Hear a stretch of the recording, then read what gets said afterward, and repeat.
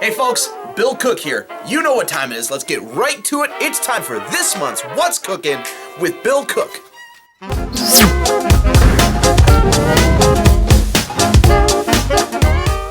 So this month, we're talking about going with the flow. And as a magician, I'm totally cool with diving into the deep end of the ocean and just magic. But if all you do is magic, it makes you very one-dimensional as a human being, let alone a performer. Some of the best performers I know are accomplished skaters, singers, dancers, musicians, woodworkers, artists, sculptors, you name it. Anything outside of magic contributes to their awesomeness. They have a life outside of our art, and that makes them just so much more incredible. So I want to share 2 stories with you guys about going with the flow. And each one of these are stories where a person who isn't trained outside of magic would have crumbled. So I'm the youngest of 3, and I don't normally get to talk about my siblings. My sister at one time was going for a degree in early childhood education, and my sister-in-law is currently a high school special education teacher.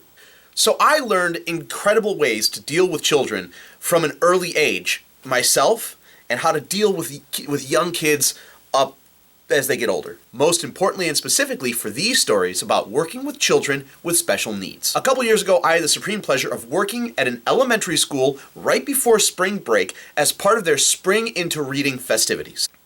So it's that time of the show. I'm going to bring a kid up to volunteer. I hop into the audience. I reach where I've decided I'm going to go. I said, "You're going to help me." Give him a round of applause as he comes up on stage. And normally when I pick the kid, the crowd goes nuts. It's like, "Oh, he picked Jimmy!" But this time, they were dead silent. Almost like in reverent awe that I picked this kid. And on the trot up to the stage, I'm going, that's awfully quiet. And I turn around and the kid's trotting behind me. I quickly realized that the child that I picked to come up with me was on the autism spectrum. And not on the mild end, on the fairly severe end of the autism spectrum. And the child amazed me immediately, that the fact that he would even come up. And over the years, I've learned that just because the child's on the autism spectrum doesn't mean he doesn't want to participate. And I said, "You're coming up to help me." And he went, "Okay," and off he came. Although he totally jumped into the world and trotted up to the stage with me, from that point on, it was complete wall. He didn't want to look at me, he didn't want to talk to me, which, okay, I understand. At a certain point, while the kids were clapping, he put his hands over his ears, and all of this I have learned over time to be due to his sensors, overstimulation of his senses. My sister taught me that when you talk to a child, especially on stage, you don't want to stand over them and talk down to them. It's very intimidating.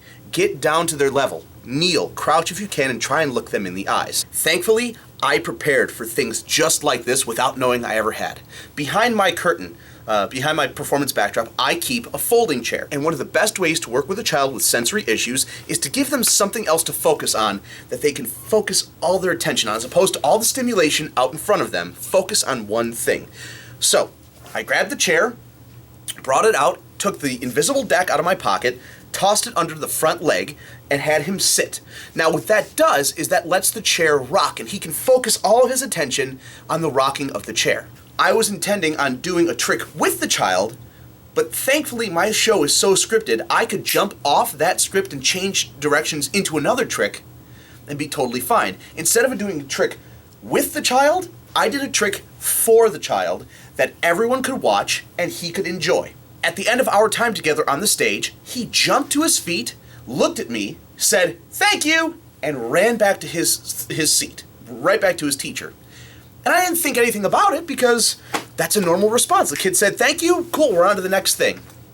The end of the show, the principal and the teacher approached me, and the teacher was on the verge of tears. And what I didn't know is that the child I had picked was nonverbal. Nonverbal for this child meant is he was unable to communicate through speech. However, through writing and typing, he was able to communicate perfectly. The child was nonverbal, and him saying "thank you" to me was the first time that his teacher had ever heard him speak. If I hadn't had the life lessons from my siblings, and if I hadn't listened to them growing up, I wouldn't have known how to handle a situation with this child. I would have probably not known what to do, panicked, and sent the child back, which would not have been a good thing. By listening to my siblings, by learning from them, and having outside experiences, I was able to take this situation, not only grow from it, but learn from it as well. And now I can pass that knowledge on to you. Story number 2. I had a huge crush on this girl in middle school. Now, interesting story about her.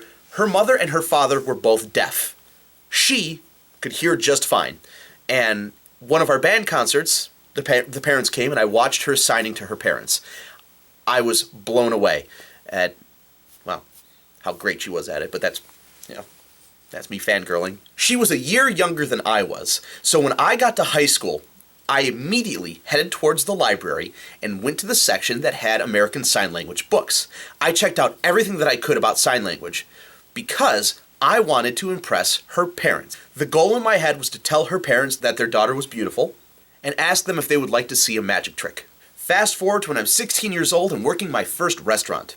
It's maybe a month into working the new restaurant, and I approach this one table. Good evening, folks, and welcome. My name is Bill. I'm the house magician. Would you guys like to... No one's really looking at me. And this gentleman to my right turns to me, and he has a cochlear implant in his head, and he says, "We're deaf." Now, he spoke broken English, but it was enough that I, could understand him, and said to him, "Oh, okay." I got everyone's attention and said, from the books I read is would, 3 fingers, would you like to see some magic?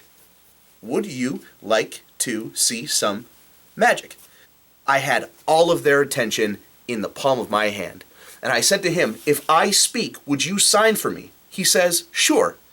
It took me 10 minutes, but I did one trick. I did Color Monty, the Royal Magic, Red Diamond, Blue Diamond, and the Green $14 trick. It took me 10 minutes, but I had them. At the end of our time together, they gave me a collective $100 tip. The first $100 tip I ever received was from a round table of deaf men and women because I was able to ask them if they would like to see a magic trick through sign language. So what do these stories have to do with going with the flow? If I hadn't had a life outside of magic, I wouldn't have been able to handle these situations. Take your personal toolbox that's in your mind and add drawers to it of things that you like outside of magic. Doing that will overall improve your worldview and set you on the path to more and more amazing things. The more well-rounded as a person you are, the better a performer you will be. And that, my dear friends, is this month's episode of What's Cookin' with Bill Cook. Make sure to go with the flow, and until next time, I'll catch you then. Take care, guys. Bye.